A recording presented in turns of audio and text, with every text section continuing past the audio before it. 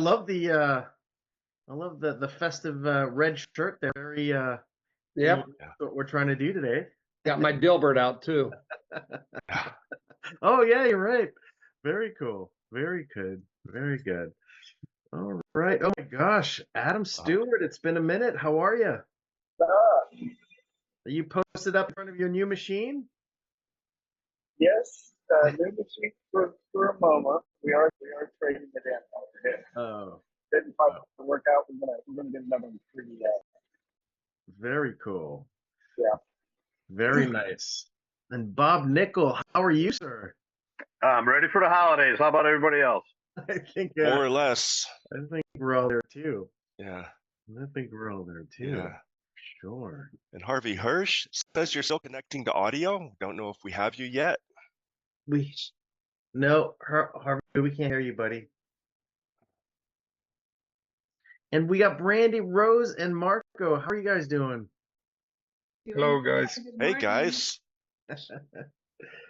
Very cool. Very cool. Well, listen, it's so nice to see all of you here. I just want to really quickly thank you guys for coming. I want to also thank our sponsors who kind of made this possible. So our sponsors usually pop in a little bit later in the call. So big thank you to MGI. A big thank you to Paper Specs and Sabine Lenz, as well as Jeff Peterson and the folks over at the Digital Embellishment Alliance. They're really doing some great stuff to kind of push the market forward and expand the knowledge and education. As you know, that's one of the big things. So that being said, welcome everybody to the holiday edition of the Digital Embellishment Meetup. And without further ado, let's just kick it off to what yoked Santa host, Mr. Matt Redbear. Matt, how you doing, buddy? Hey, good. Thanks, Kevin. Hey, I got to tell everybody here that this is really out of character for me because I would more likely be wearing a Scrooge outfit than a Santa outfit. That's just my take on. I'm usually very hot, bah humbug during the holiday season, but this year seems to be a little bit different. Fortunately, we're still seeing some holiday glitter. We're still seeing some holiday cheer, and in our business with printing and production, we're over the hump. We're on the downside, and now billing and invoicing, they're completely overwhelmed with trying to get the statements out. But we've done the work, we've gotten all the cards out, and I have to say, as far as design trends go, this year it was simple. Really? Very, very simple. Nobody really wanted to do anything over the top.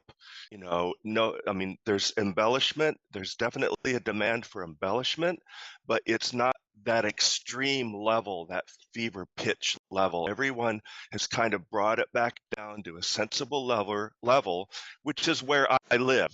Right. I'm always the less is more guy, just enough to make it like really be different, but not that gloppy, completely coated mess that I don't know. I just don't resonate with that. I really think that less is more. I had a few experiences with a couple different runs this year that reiterated that over and over and over again. And I don't know about you all. I don't know, Adam, Brandy, I don't know what you're seeing out there as far as what's running through your machines. A lot of cards. I did a few, but not a whole lot. I think I maybe had 5 Christmas cards. Oh yeah. Yeah. Wow. How about you, Brandy? What have you been seeing? I feel like people are wanting embellishments and they're like, we got to have something, but it's maybe not as thought out from the beginning. And it's like, okay, here's our design. What can we put on now? We want something on there. Mm-hmm. So it ends up being pretty simple because of that, I think. Yeah, I think that's one thing that does a lot. And I think, Mark, you also kind of preach this as well, is, it's hard to throw embellishments in at the very end and make it look good. It really needs to be thought out from the beginning. And is that kind of what you're saying, Brandy? Yeah, it's absolutely what I'm saying. it's not really in the initial brainstorm of the design. It's design is ready, design is approved. Here's the files. Hey, we want embellishments. Can you put something on here? Mhm. It's not Can I out. Sometimes can it's I for. chime in, Brandy? Do they know about embellishments, or do you feel they're not sure what to ask for? I don't know that they're educated yet. They're seeing. Wait. Mark, high five. No, that's what Mark and I have been saying all along. Yeah. I'm Yeah, sorry. we're working on it. They're getting excited. They're seeing samples. They're like, oh my gosh, we want this, but it's not to the point yet where it's premeditated in their design. Mhm. Yeah.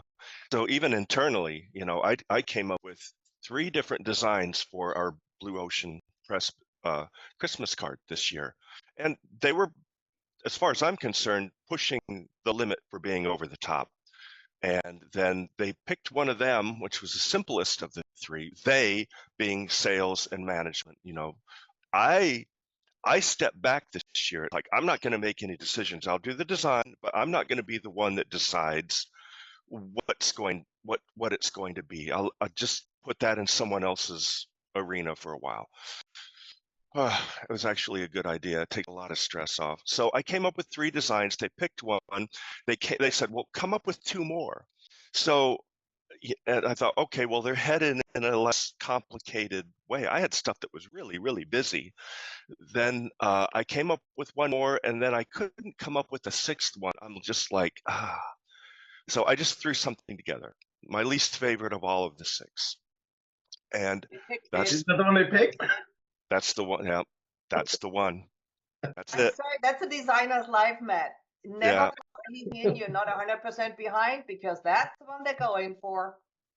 So that's what it ended up being. Is that gold and silver? It's red and gold foil Okay. on that shine stock. It has that very pearly finish.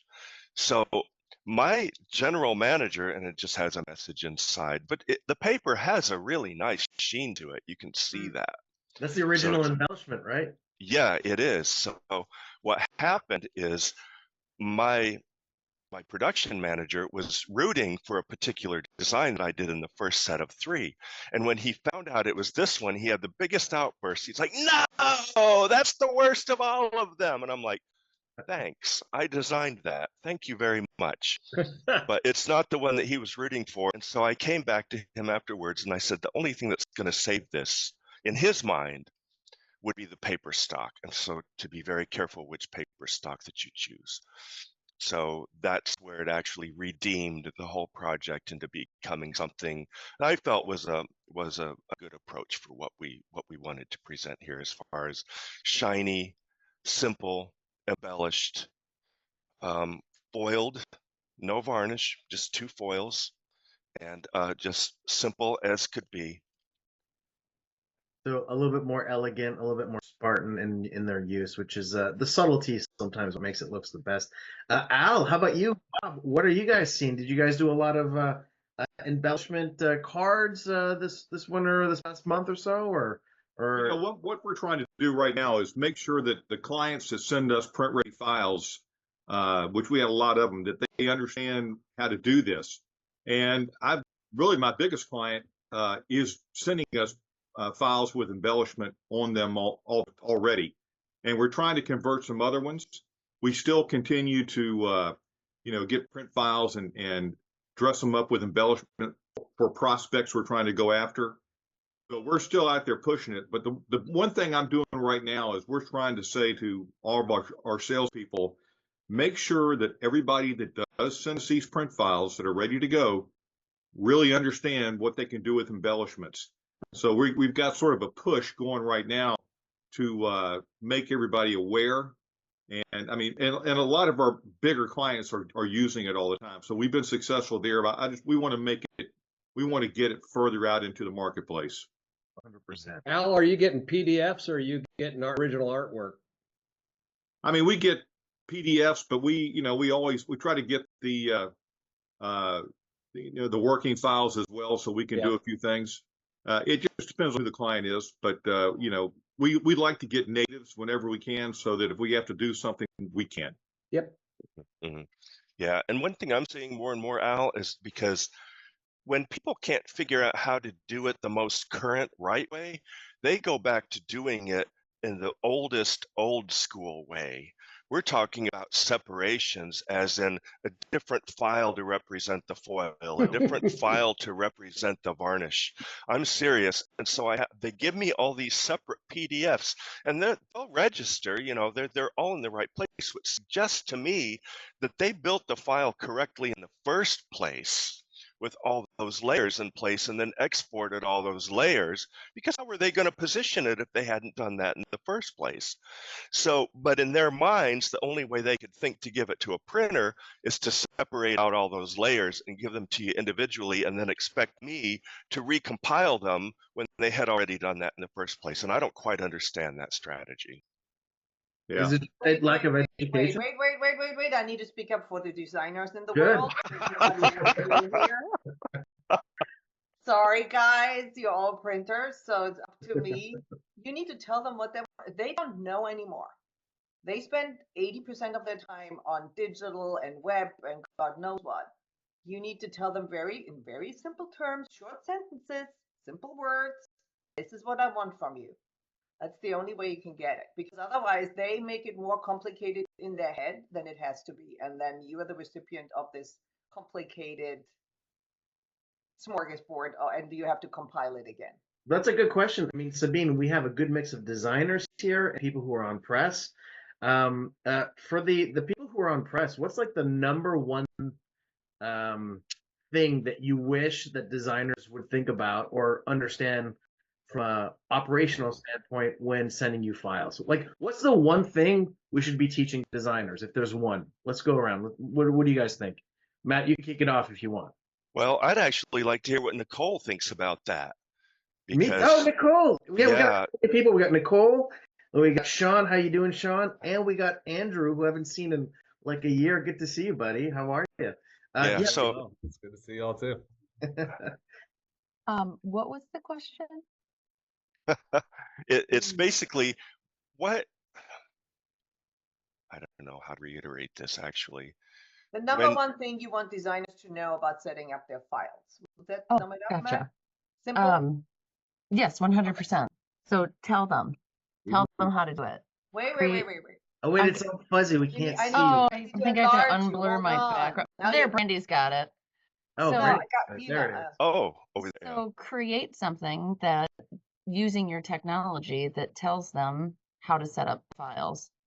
So what we were encountering from a sales and a design and a pre-press production standpoint is we, like you, Matt, were getting files in every way, shape, and form because no one was being educated on how to set up files. So ultimately what was happening is costs for projects were being then elevated for additional pre-press time. So in order to combat that, the sales and graphic design and production team just came up with some nice marketing pieces and how-to guides that really empowered the clients to do things how we needed them to be done. And we have other clients that aren't completely, lost. They get most of the way there. They give you a workable file that you just basically need to go in and refine it a little bit, maybe move the layers around, the swatches exactly the way that they're supposed to be, but they'll get you really close. And as long as they're giving me the native file with layers, then it's really easy to work with. But there again, pre-press experience does help because you're dealing with, everyone sets up their files differently. And then you have to interpret how they set up their file and then try to extract out of it what you need sent to your machine. Yeah. How about you, Mr. Nickel? I know you have a lot of experience with traditional and digital embellishment. Like, what's the one thing that you wish your customers would do from a design perspective, based on the files that you guys are getting? That's always the good question, and we found out that this communication early up front. Yeah. Actually, even if it's before they start doing some of the designs, or they send us 2 or 3 of their designs, kind of like what Matt has been doing, and we try to guide them along that path of how the files are going to be. And then we also do, a lunch and learn for certain customers.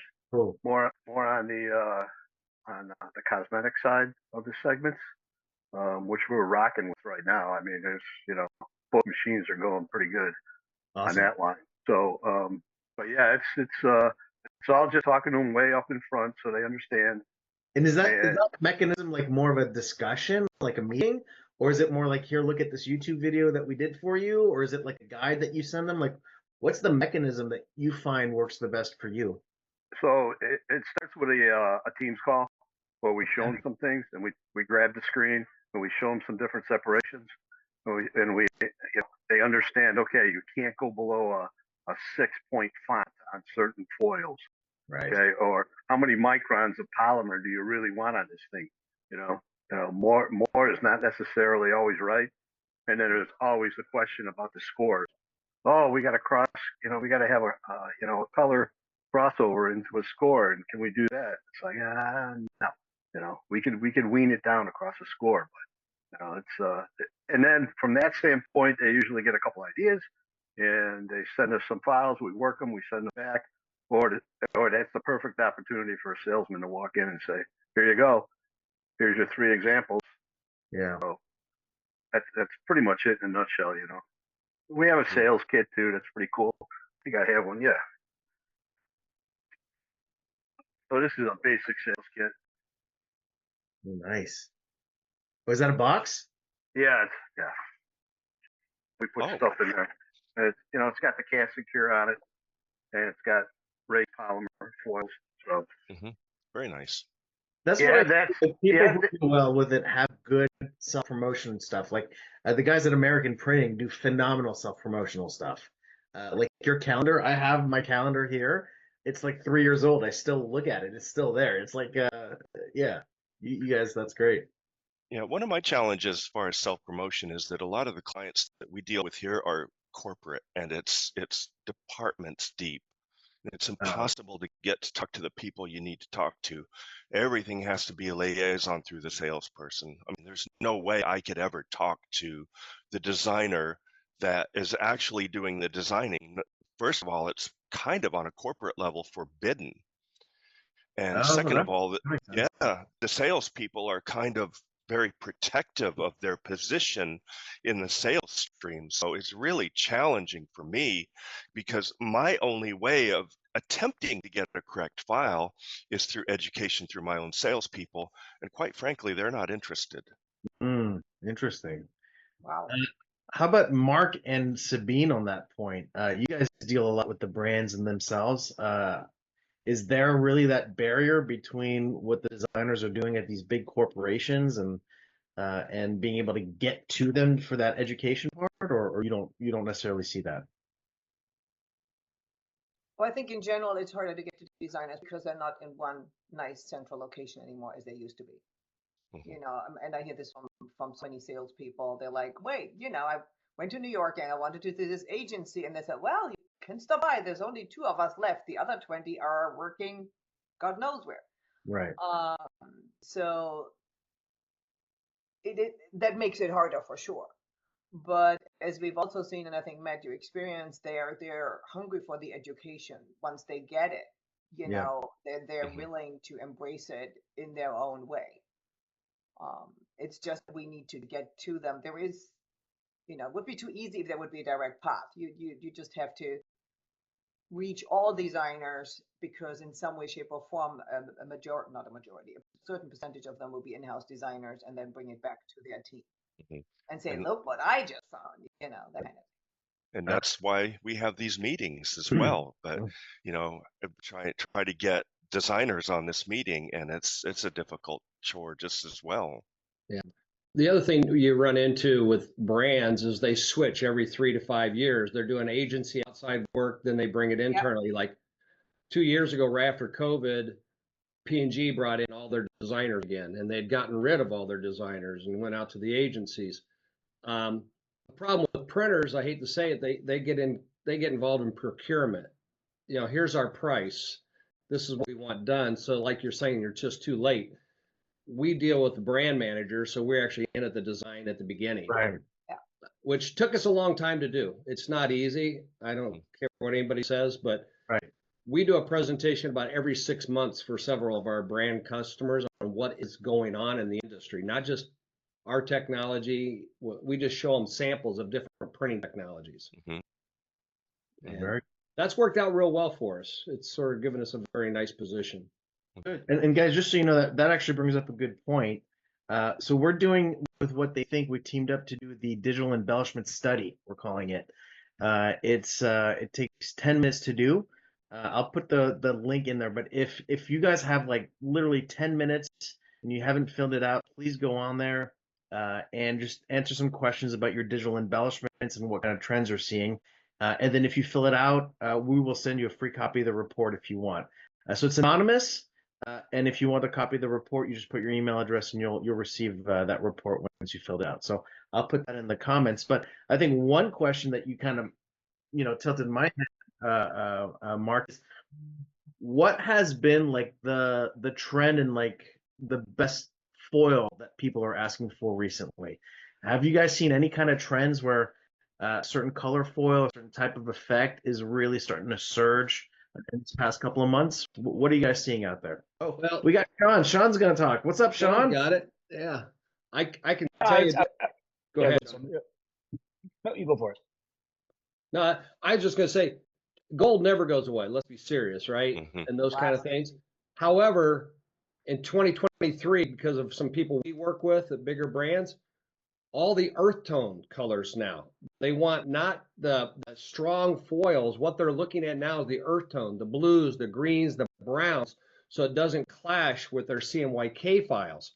And they want more of a soft transition for whatever customers they're dealing with. But gold's never going to go away on their cores.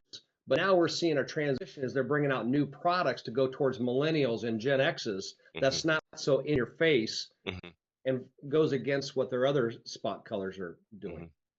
Interesting subtlety. And Yeah, I would agree with what Mark's saying. I think a wider color palette is definitely becoming more popular. Obviously, hollow foils and iridescents are still something that I think people ooh and ah over.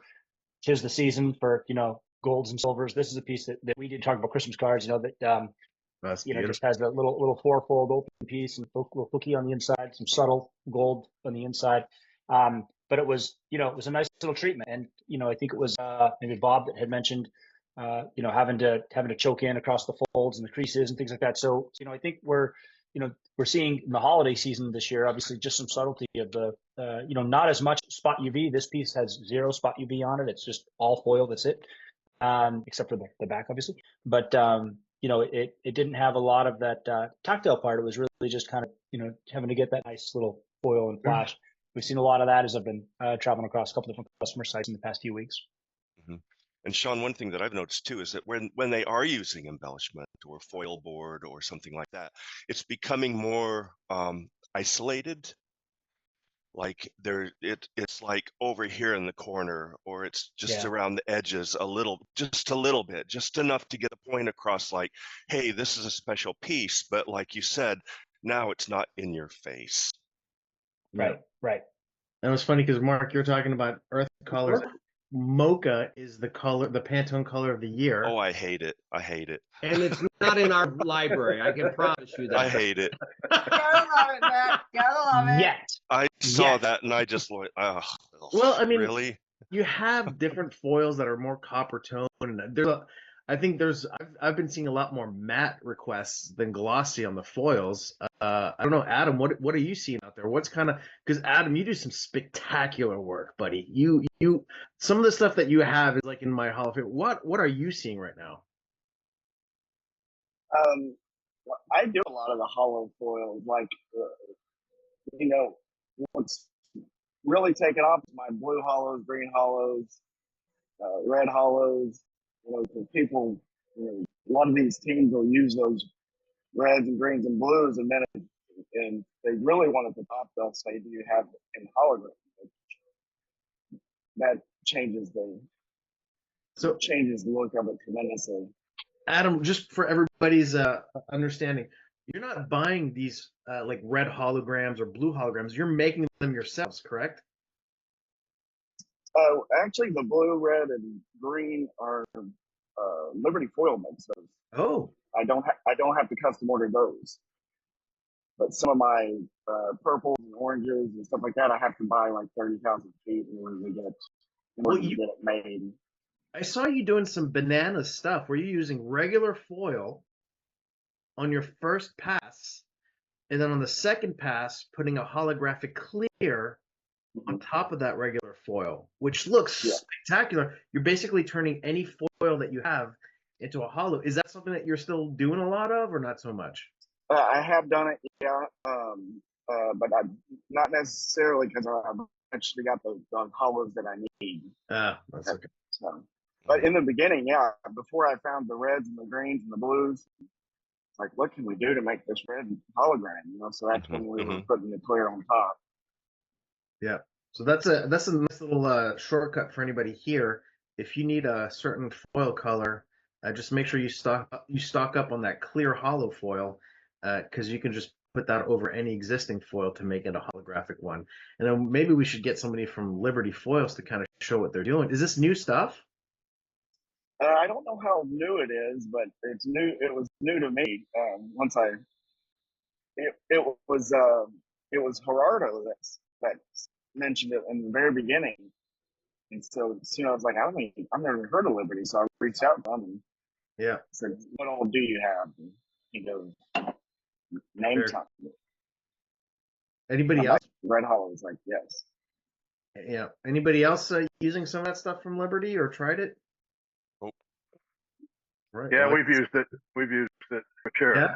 And? You know, we go through a lot of foil, but you know, as far as foil colors too, gold is number one, obviously. Yep. We're still seeing a lot of rainbow, decent amount of rainbow, and they're kind of using it too much, right? And then from a spot, you're probably seeing like pillars. Pillars of light. Seeing a lot of that, you know. And we are playing around with some holographic foils that are still in development, but you know, it's probably about 8 months away, but we'll expose when it's ready. Put it that way. So I have a question. We did an insane to show kind of all of our foils. This was 18 passes, which is we all know how incredibly hard that is. Ugh. But Feel free, man. It kind of shows what all we have. We got we don't have everything we have. We don't even have any of the red, green, blues before we even found it, but that does help spark people's interest in different colors and stuff that they can use. Adam, what's the backside of that piece? It's our company. Our company is called Go Smell. That's adorable. I love it. Nicely done. And I'd also like to mention too what we discussed in last month's meeting when we were all here. Some of you were here. That if you can't find certain foil tones, or you want a different tone that is just completely out of the ordinary, create your own. And like we did this and overprinted the silver foil. Right. And so we put that color haze on top, and it changes the way that it works entirely. And so, that's always an option as well, if you have the machinery to handle that. So that's just toner on top of foil. Yeah, Yep. Can you unpack that, Matt? What is that now? Oh, you missed it. Oh, you missed this, Nina. This was. I'm going to make you a video. Link is to the what party. I'm going to Okay, do. awesome. I love it. Yeah. So it went on the iridescent for the base print, then it went on the MGI for the silver foil, then it went back on the iridescent for the overlay to the silver foil, then it went back to the MGI for the varnish overlay. Wow, that's neat. On the rest of that. And it keeps going. It goes on a long way. Can you tell me again, Matt, and I know we talked about this last time, how high the foil was? Because in my mind, it still has to be flat in order to run the iridescent. But that was 73 microns of varnish. Wow. Yeah. You ran 73 microns to that iridescent? Yes. You don't want to tell Xerox that. They're going to. I just want to say this forever. And nope. And you got to make sure it's printable foil. You got to make sure it's printable foil before you fry it. Actually, Mark, this is right down your alley. No, this is a lot of what you do. The thing too is that the digital foil no longer has that plastic overlay to it. Whereas if you do traditional foil, it will have that plastic layer on top of it. So you can do that with digital foil, but don't try it with traditional foil. Has anybody And tried? what about the registration?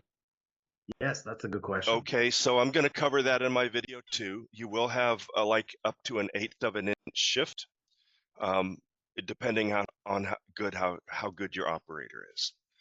We have a really stellar operator, so he probably gets it down to a 1/16 of an inch or maybe 3 mm shift. Are you talking about yourself? No, no, no. I'm talking about Mark Vincent. Your desk operator. He runs the Xerox. But the overlay was fuzzy, had very fuzzy edges. So it wouldn't Perfect. matter how much shifted or moved. You And designed What height around it. registration? Sorry. go What ahead. height registration you wouldn't do that? No, I don't think you could. I don't That's think you yeah. could. Okay. It couldn't be exact. I mean, you could try, and you'd probably have a lot of waste involved in order to make maybe a 50-50 attempt. But as long as you're just generally covering the area, I've done it with line work as well. I did a video on that too a long time ago. I overprinted a rose of black toner. So the rose was solid gold, and then I put the kind of the inset of the detail of the rose on inside. But it was within 1/8 of an inch of the edge of the area that the foil covered to make the shape of the rose. So if it bounced a little bit, it's still a perfectly acceptable outcome. But Yeah. if you would go flatter in the microns, would your registration be tighter? Like if I you go don't like think 20? so. Well, it depends on your machine. So, and it depends on how accurate the feed is on your Xerox or your Ricoh or whatever you're using for digital CMYK. So Yeah, there's a lot. The guys in IPES did it with the KM1. I will have the calendars, I think, in next 2 weeks. So the next year I can show you all the things they did there with the Evo and the KM1. Mhm. Oh, Also, Marco, that was going to be my next question. Then it works with the inkjet? No Yeah. way. They did. Yeah, they did it. So they printed, then foiled, and then printed again, and then varnished, or just foiled first, and then overprinted with KM1, UV, and then another foil, and then varnish. Yeah, the Mate is a great designer up there, and he do a lot of good things. Yeah. Yeah, I suspect you could get better registration if you were using Yeah. inkjet technology rather than toner. And additionally, we have these huge inkjet printers upstairs that like the SwissQ Print 2000 or the Jetty Toro. And so you could get that registration down really tight on those machines. But of course, it's going to be a more expensive process because you're laying all the flat sheets out on a large bed for the machine to go over and lay down the inkjet. I got to tell you though that the toner machines from several of the manufacturers are getting so much better with registration. It's pretty impressive. Yeah, I mean, our front to we back. did this on a Ricoh. Wow. Very nice. And then we put Duplo on top. Yep. And that was on a 7100. That was 2 generations ago. Mm-hmm. Man, that's crazy. The digital is getting so incredible. That's one beauty. One beautiful thing about the MGI too is that automatic registration. So even if the machine does print it a little skewed or a little bit, it'll still correct it for the foil and varnish, and you don't have to worry about that too much. That's nice. You get So, really spoiled with that. So speaking of really cool pieces, Bob, you're on the board of the FSCA. We have an annual awards gala called the Gold Leaf Awards. They just opened up the entries. I'm going to put in a link for you guys to look at. If you have some cool pieces, please submit them. This is a great way to show your customers and your other customers all the crazy good work that you're doing. And Matt, how many have you won? How many Gold Leaf Awards do you have in your closet there? 8, 9. Yeah. I don't know. There's a lot. They like me for some reason, but the one to ask that question is Christine Yardley, because Oh boy. she can't hold them all in her arms at one time. Yeah. She's just overflowing with awards from them, and rightfully so. Right. Hey, Kevin, one thing about that too, I saw that come back from Kim Peterson. There was nothing in there other than foil. It has nothing in there for awards to submit for toner-based machines on metallic stock. You're So are right. they missing an opportunity? Oh, they have a thing called overprinting foil. Is that what they call? Is that what they're? Maybe it's you know what? I'm going to talk to Jeff about that. That's probably a great point. That's misleading because foil, no offense, I think of what we're talking about here, most of us right now. Yeah. I think Printing foil. Yeah, I think what you said is correct, and I'll actually call Jeff Peterson after this to make sure that he updates it so that we can obviously bring that in. And that kind of brings us into one of the questions that somebody asked here. We have hold on, where's my chat? In the chat, we have Cindy. Are you with us still? Oh, Yes, I'm here. I'm just driving, so I can't show the camera. no worries, Cindy. So Cindy, you had a question for the group. Do you want to ask it? Yeah, I volunteer for a local nonprofit every year on their committee that does the program for the Leave Behind, the physical hard copy for the gala, the fundraising gala. And so every year I try to outdo the previous year. And we experimented with sleeking gold foil, the local printer volunteer last year. It came out kind of okay, but I was wondering if you guys had any additional ideas for either techniques or things so we could do for a fairly low budget that would be cool and different for this year. I'm just trying to brainstorm, and since this is a group of experts on foil embellishments, I was hoping somebody would give me some words and I'll go Google them like crazy how to do it. Very cool. Well, listen, we're going to open up. Cindy, are you a designer, or do you work with a printer, or? Oh, I work in the marketing department of an architecture firm. Okay. So my day job is kind of involved, but I really like volunteering for this group because they let me do pretty much anything as long as it doesn't cost too much. Where are you located, Cindy? In Pasadena, California. Oh.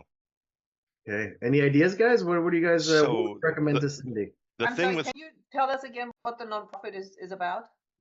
Oh, this is a business nonprofit. So they help mostly women in the architecture, engineering, construction industry, like learn how to navigate the business world that's traditionally been male dominated. And so it's not that we don't like guys, it's just to help them deal with construction guys. You know, it's just a whole different animal, really. Yeah. No offense taken. So so the nonprofit fundraiser thing is a big deal. Yeah. And a lot of our people, I do more fundraiser invitations than Christmas cards towards the end of the year. Far outweighs the number of Christmas cards or Christmas greetings that we do. And this was one of them. And this isn't even an invitation. This is just a heads up that they're going to get an invitation. That's how much money they spend on these things. And the nonprofits that we work with are admittedly not budget conscious. Well, they are to a degree, but once it gets to a certain point, they're like, we'll just back off a little bit. We'll do one less run. We'll do whatever. But companies like ours are, and I'm not saying that because I'm not in with our management anymore because we just had a corporate takeover. But if you can find a company that does digital embellishment, a print shop, finisher, whatever, that will sponsor your event, then they will greatly reduce the amount of the cost that you will have for creating those invitations. So, for example, we've done a lot of work for Make-A-Wish and all these other charity events, and we'll sponsor them in order to get our logo on the back. We didn't do this one, but our logo will just appear on their printed piece as an event sponsor, and then the nonprofit will have a greatly reduced cost as far as getting a more upscale invitation out to the people who are just going to get it and say, oh my God, this is amazing, I've got to go. So that's something to consider. And Cindy, just so you know, if you are ever in a position where you can help share some of that data with the printer, where maybe you do like you do an A/B test where you look, we'll do half of them with embellishment, and then do half without, and just give us the results of the difference in response rates or whatever with the embellishments, and they could write a case study and use you guys as ammo. That's a way to get basically free embellishments with some of these brands and agencies and nonprofits, because nobody's giving them that data, and they need that data to arm their salespeople to say, look, this is why you should be doing embellishment. So I would really recommend using that strategy with printers. Oh, wow. Okay. That's cool. Reach out, because there's people I know in Vegas, which I know is not Pasadena, but it's close enough, I'd say, that might be interested. Oh, okay. Yeah. I definitely will. Thank you. Sure. Yeah. I mean, do we know anybody in Pasadena that has embellishment equipment of some sort? I know several people in LA, yeah. That's your neck of the woods, right? I'm sorry, I'm in Northern California. Oh, we are very sensitive about And you cannot use Northern and Southern California. That is not okay. Exactly, That's North Ryan. and South Thank you Dakota, very Kevin. much. Is that Big Ryan? divide. It is I Ryan. got you. Dude, send him to Ryan. Ryan will help you out. Well, that's, Ryan's in no, but Ryan is Absolutely. not a printer. He wants to, I think what she's looking for and what you're recommending is go to a printer, because he can use it as a sales tool later on. That's probably the easiest way to do it. Not that I don't want you to do this, Ryan. Don't get me wrong, but No, but we actually might be able to work with you guys on something like that. there you go, even better. Yeah, send me your information. Let's talk, because we may be able to work out something where we run it on our embellishment machine here, and then This is the part maybe Ryan did. Just FYI. Oh, nice. Ryan is not on screen, so there we go. This is. I'm about to be. I'm showing your card. I'm doing you one right here. Sabine, you got me. Thank you. You're welcome. I got your back. So I love it because it's elegant from a designer's perspective. See the little fine gold lines. So it's pretty cool. Did you design that? Me? No, I got this from Ryan. Oh, is that Harrison Bruno card? Yeah. Oh, okay. Well, it's VMA and Harrison Bruno. VMA. So I guess Oh, yeah. That was a fun event, by the way. That was cool. Yeah, it was on the same day as we had our event. Not considerate, Ryan. We need to talk about this for next year. I know Sabine chastised me for that one. I gotta work around your schedule. Time. They always pick the same day that we have our events. I'm like, Ryan, really? Anyway, no, but yeah, that's even better. And I think this is a matte coated, or no, this is uncoated, right? Uncoated.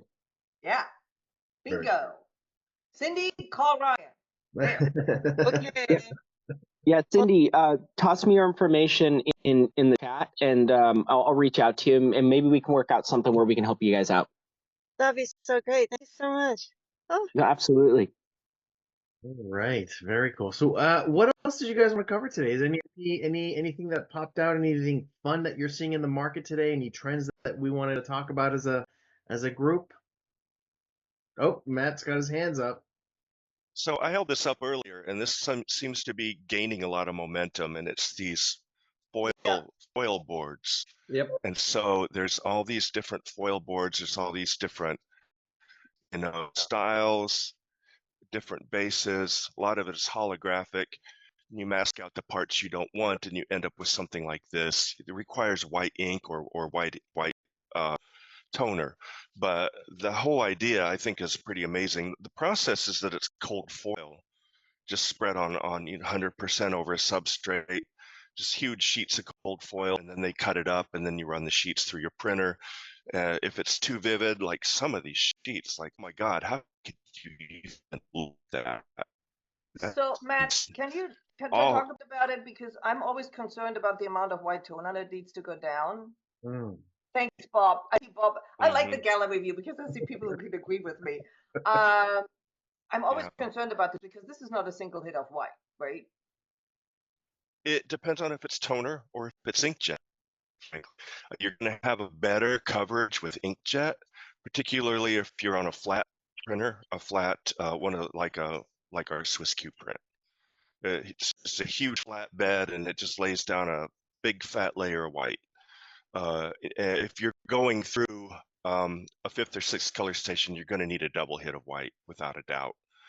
Unless you're putting CMYK directly on top of the white, then you can get away with one hit.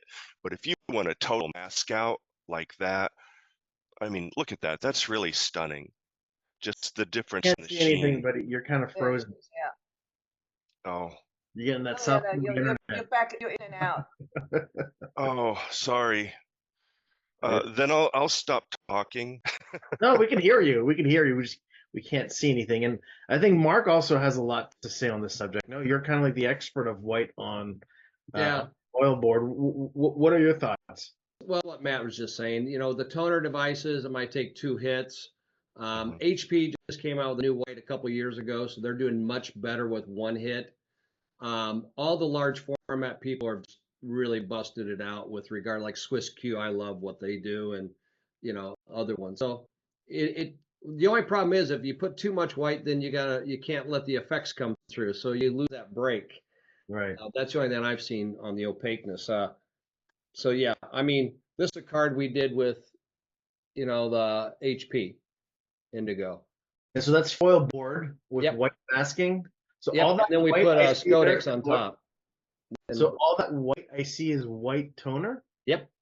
Wow. So can I step back a second, be devil's advocate here? Why don't you just use a nice sheet and put the foil down where you need it and overprint it, as opposed to flooding the whole thing with toner? Well, sure. That's a good question. I mean, Thank you. Wait, mic drop. Bing. So well, if you look, that's a good example. Like, this side we used a lot of white. Here we didn't. Like Matt was. No, I understand, but what I'm saying is, I think it's depending on the percentage of foil. Where in my designer mind and my environmental mind, I'm like, is this worth using a foil board, or would I be really better off putting Sabine? It's easier. It's easier to subtract out from a foil board layer than it is to add a foil on top of the paper. It's so much easier. Really? Yep. Yeah. I mean, Thank foil you, Kevin. board. I thought I was the only one. Everybody's nodding. Marco's nodding, and I'm like, okay, I'm the only one. Thought the opposite. No. From a production perspective, it's so much easier. Because I run an MGI foiling unit. I run an iFoil.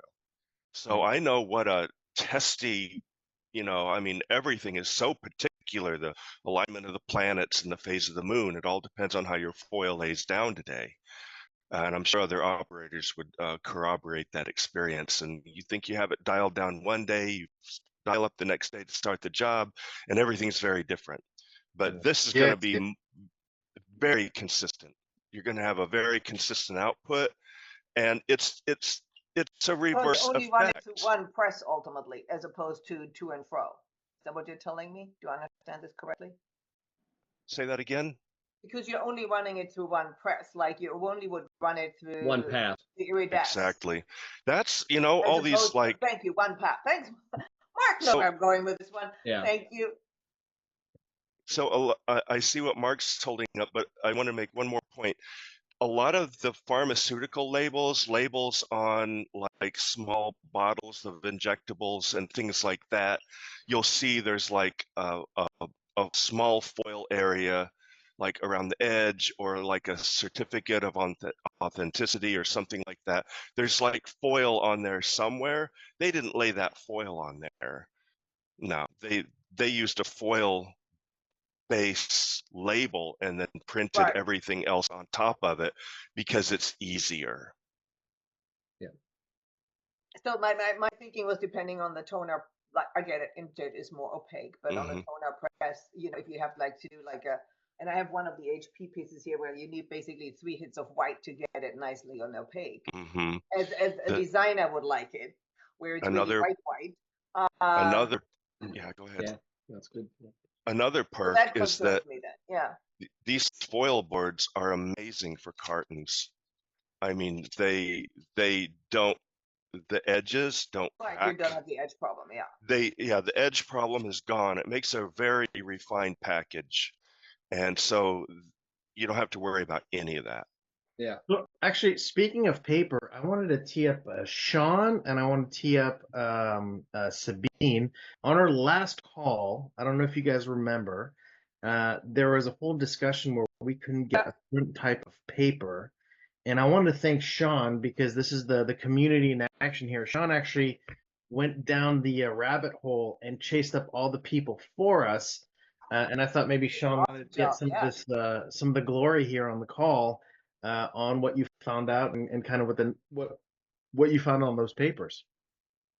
Well, yeah. So I think one of the challenges that we discussed on the last call that we were talking on was around these uncoated stocks, and specifically, I think we're on the Nina line that just released their classic embellishment line, and so I did reach out to them. I think we forwarded it over to the group. I'm happy to share that around to the team as well. That their classic embellishment line is available in a variety of different sizes. They're actually making it in a larger sheet size for our KM1 digital inkjet press coming up soon. But if you're looking for like a 1319 or 2029, they have it available in those sheet sizes today in both an eggshell and a white.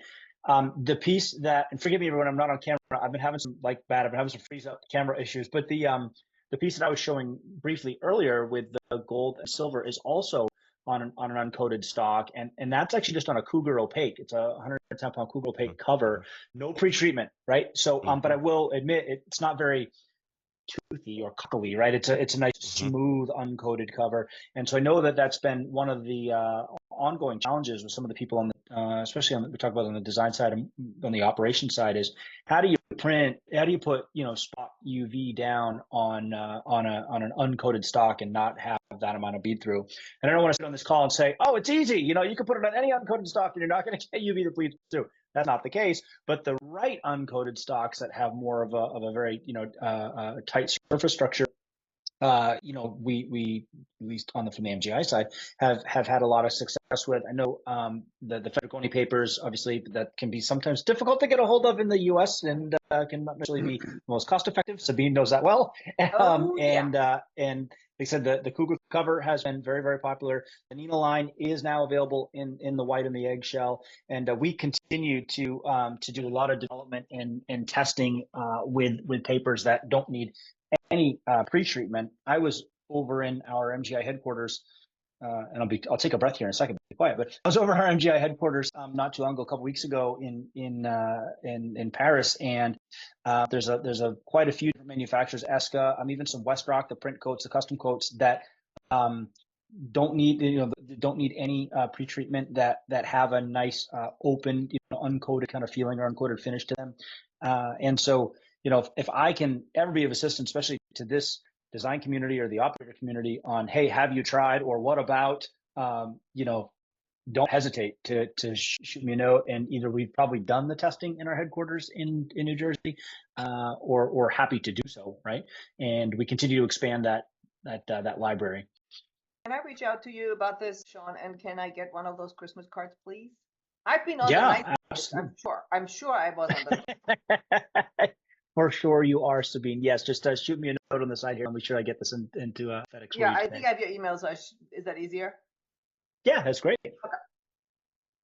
So hey, Sean, have you tried any of the Invercote? So that's a wonderful question, and some of the people that work with me often on the line know this. I don't have that answer, but I know the people that do. So I'm happy to chase it down. Just like on the last call. Sean, you attacked that question. I don't know the answer. Dude, you attacked that question with so much confidence. Isn't it? You came at that, I was like, oh, he knows this. And then you just came at so confidently, like, I don't know the answer. I was like, oh, wow. No, that's right. When I don't know it, I don't know it. I'll tell you, but I'll find out on the Invercote for sure. Maybe before this call's over. When you look on that, also kick out the Sappy Spectro M version. M as in How do you Mary. spell M? M. What are you asking, Yep. Bob? What's the What is the the deal? M? The M stands for metal. Oh, So they're formulating a new paper that will run better with cold foil. It's smoother, and obviously they are also working on the uncoated side too. But we all know that the Invercote uncoated side has a wash coat on it, so that's usually pretty smooth also. Mm-hmm. Is that your go-to? Is that what you like to use? I got a lot of go-tos. Depends who the customer is. What a good answer. Yeah, right? And depends what they want to pay. Yeah, Even better. absolutely. We talk about all these multiple passes through all the different machines, and then the customer looks at it and it's like, Yeah. that's a little out of the budget, right? So Mhm. at least on the commercial end, and for when you're dealing with one-offs or something, it's different. You know that. Yeah. What- Can you really put a price on WoW though, Bob? No, I can't. There's usually a limit when it comes to some of our clients. You got to admit, Yeah. they'll go so far. No. Hey, we've only got like 4 minutes left, but we haven't heard from Harvey Hirsch. Oh, can you hear Really me? glad to see you on the call. Yes, we can. What's going on with you? So, I ran an agency for like 35 years, Wow. and one of our customers was Blue Cross, and we put the foil on the medallion, Wow. and it increased the response rate. By how much? It got them a 5.6% response, and the last time they mailed, they got nothing. Wow. That's high. That's high. Usually you expect 2.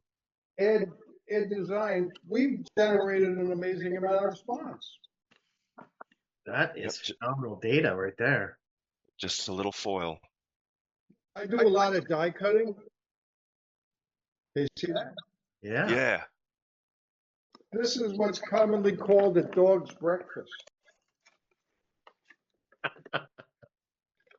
Oh. Wow. Look at that.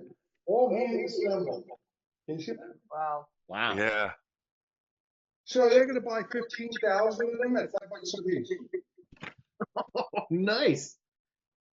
Well, I'm in the wrong business. That is great. So being you remember this one. Yep.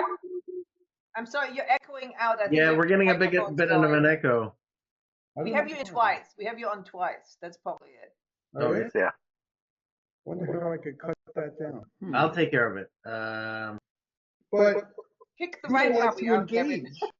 Right, I People got it. like to engage. I won't do anything unless it's personalized. Very Yeah. nice. That's great, Harvey. That is a really cool You haven't piece. sent me anything in eons. So I'm sorry. retired. Yeah, but obviously you still have cool stuff. I'm He sorry. sold enough, he good- doesn't have to work. Well, there is that. But he's here. So but I think good design and good results never go out of style. You know what I'm saying? And they can Client only wants only results. inspire somebody else to say, wait a second, I didn't think of that. Right. No, nobody thinks about die cutting.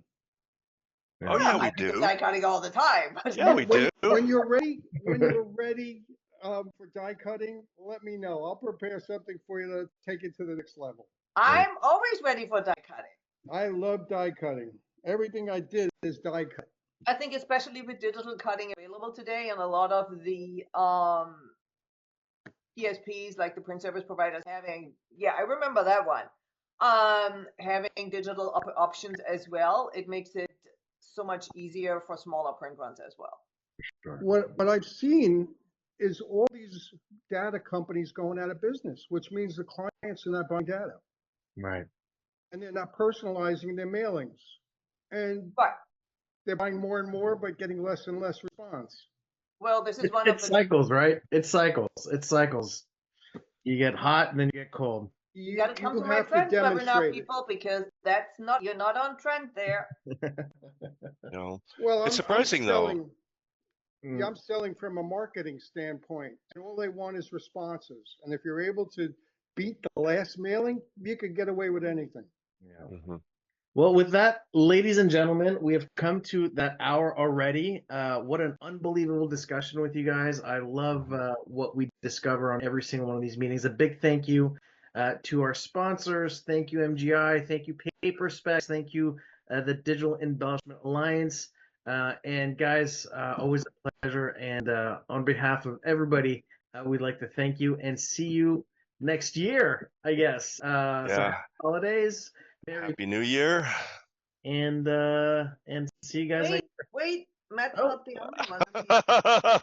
I just realized I have this Nancy, so there. Nice. Oh, That's him. very nice, everybody. Yeah. Have a All right. Happy See you, holidays. everybody. See everybody. Bye, guys.